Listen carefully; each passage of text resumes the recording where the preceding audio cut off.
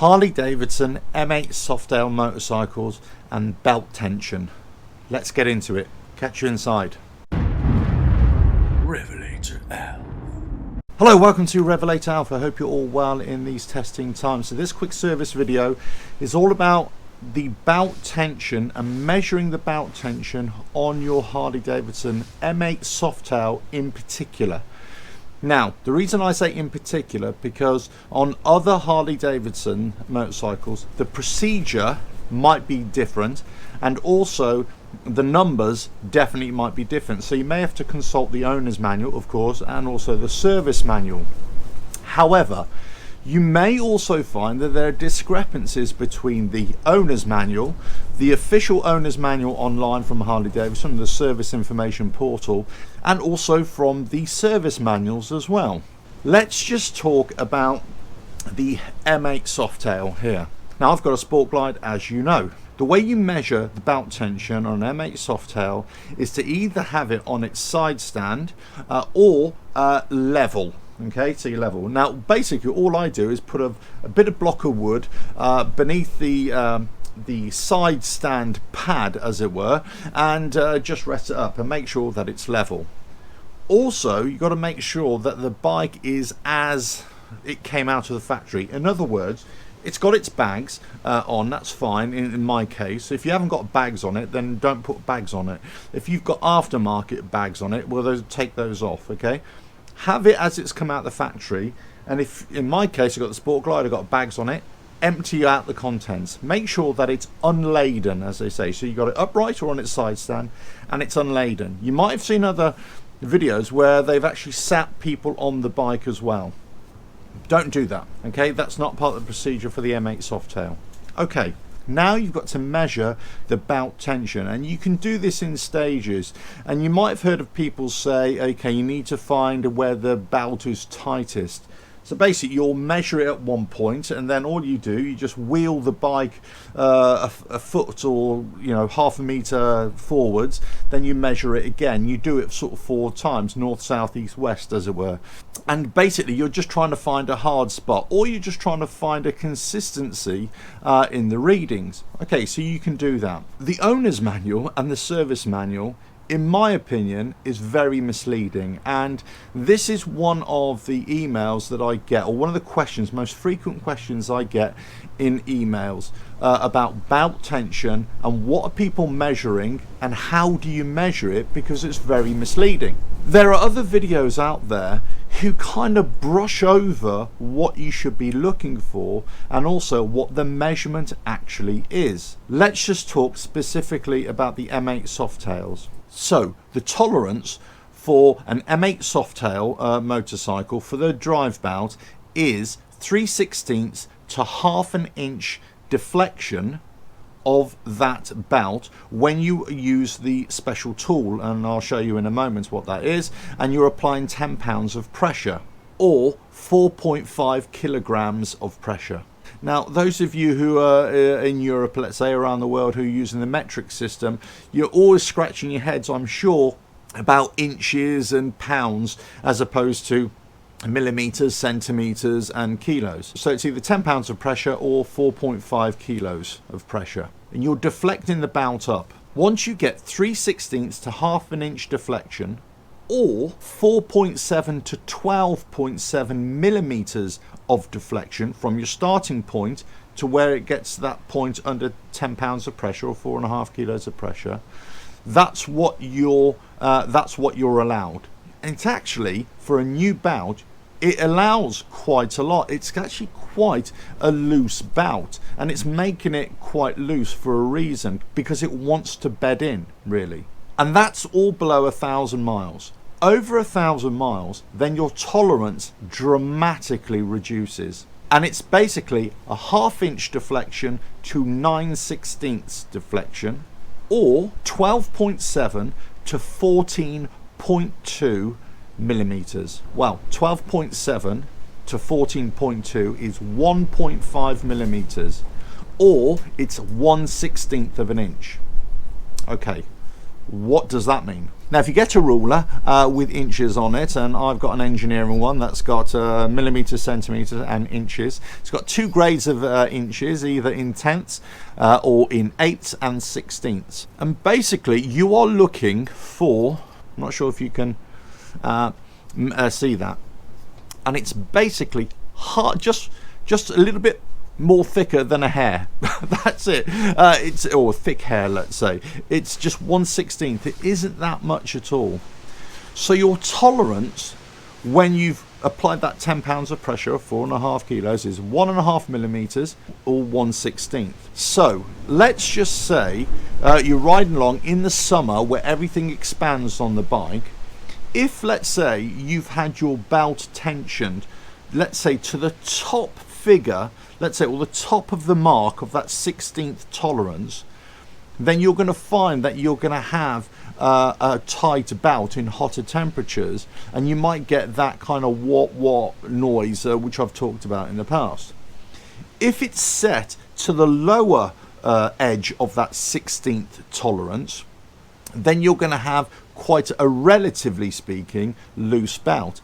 Ideally, you want it somewhere in the middle, which allows for temperature variation. I've always said this in the past. Ideally, you want to retension your belt to for a summer riding and also for winter riding. So for summer riding, you want it towards the middle or towards the lower end of that tolerance. And for winter riding, you'd like it a little bit from the middle to the top of that tolerance. Okay, right. Let's just talk about the owner's manual and the service manual. They give you a diagram, which I'm going to bring up now, and it's very confusing as to exactly what this 16th represents, what the actual 16th represents. And they would kind of have you believe that from the top of one mark to the top of another mark, or the bottom of one mark to the bottom of another mark, or the distance between two marks is 1/16. Actually, it's all wrong. The distance between one mark and another mark, in other words, from the top of one mark to the top of another mark, is 1/8. So half of that distance is a 16th. Now, let me just show you on the bike itself. Okay, so if I put my ruler here right at one mark here, so the distance between that mark there and the next mark, the top of that mark and the top of that mark, that is 1/8 of an inch, which is basically, there we go, it's 1/8. 1 and then 1/16 and then 1/8. So halfway in between a mark and another mark is a 16th. That's, you've kind of got to guess it, what it is. So if you look at the actual belt itself, and if you go right through the center there, okay, you're looking through the window, and you say, and this is where you need to get the bike either on its side stand or actually up a level, and you will need to duck down, and it's a bit of a pain, I've got to say. But you're kind of looking to see exactly where that belt is, either the bottom of the belt or the top of the belt, and you're reading across. Then you're going to apply pressure, and the belt should always be pretty tight, that 10 pounds of pressure to lift it up to see exactly where that mark is and how many marks you're going to get. So it's either, you need to have it between half an inch, so it needs to go up 4/8, so 4/8 of an inch, 4 marks, it needs to go up to a maximum of 4.5 marks, which is 8/16 to 9/16. Okay, so let me just show you now. Okay, so if I look at my belt, the belt is basically on, as I look at it through this window, the bottom of the belt is on that mark there. So I need to push it up, and it's going to go to 1, 2, 3, 4, 4.5. That's the maximum it can be. If it's more than that, then I basically need to tighten the belt. Okay, so let's have a look at it. Okay, so I have my tool, my tension tool, and that is set at 10 pounds. So basically that little rubber bung there, that little rubber grommet is set on the 10 pound mark. So basically I need to push this up, this belt tension, until that rubber mark gets up to level there. Okay, so I'm going to put it under here, and I can see that the bottom of my belt, as I look at it, is on that mark there. So I need to go up 1, 2, 3, 4, 4.5 marks for it to be at the maximum of its belt tension. Okay, let me see what we can do. So I can go 1, 2, 3, 4, and 5. As I look at it, it was actually 5 marks up. Okay, so as I pushed up the belt, this mark went all the way up like that, and I know that's at 10 pounds pressure, or 4.5 kilos pressure. By my eyesight, by my level, this is why doing it with a camera, I hope you can appreciate, is very difficult. You've got to get the right eye line, and you've got to maintain that same eye line so that your reading is consistent. And my went up 5 marks, so it went up 5/8. So it's basically 10/16. That was the deflection on my belt. 10/16 on my belt, so it's 1/16 too much, really, at the maximum it can be. So all I need to do is then retension my belt. So I'm going to do that in another video. I'm going to show you how that's done when I talk about wheel alignment as well. So wheel alignment and belt tension will be another video. Okay, but that's how you do it, and that is basically the markings that you're looking for. Each mark is not a 16th. Each mark is an 1/8 deflection. Okay, and you're looking for anywhere between 4 and 4.5 marks, let's say, or between marks of deflection. So that's 4/8 or 8/16 to 9/16, and you've only got 1/16 tolerance. It's hardly anything. It's basically from a mark to in between the marks. It's a very small mark there. It's a very small tolerance. But with practice, using one of these tools and without holding a camera, you get your eye line right, you can basically see it. Now, I will say this, one of the criticisms that dealerships get, or techs get, is that, oh, I've taken my bike into the dealership and they got the tension all wrong.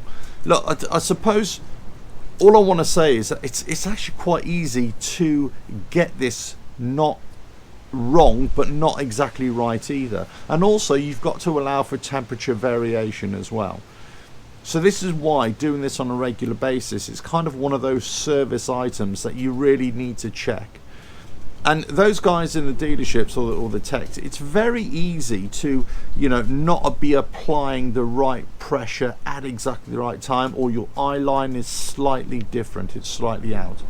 Everybody's human and everybody makes mistakes, and I'm not defending anybody, but what I'm saying is you've got to appreciate that the tolerance is so small on these M8 Softails that it's very easy to make a miscalculation, let's say, and you get it slightly out. But it's no big drama, it just needs to be slightly retensioned, that's all. Okay, so I hope you found that useful. Don't forget to subscribe, hit that bell, like and share, and check out the website RevelatorAlf.com. So that is measuring your belt tension on your M8 Softail only. Catch you again. Ta-da.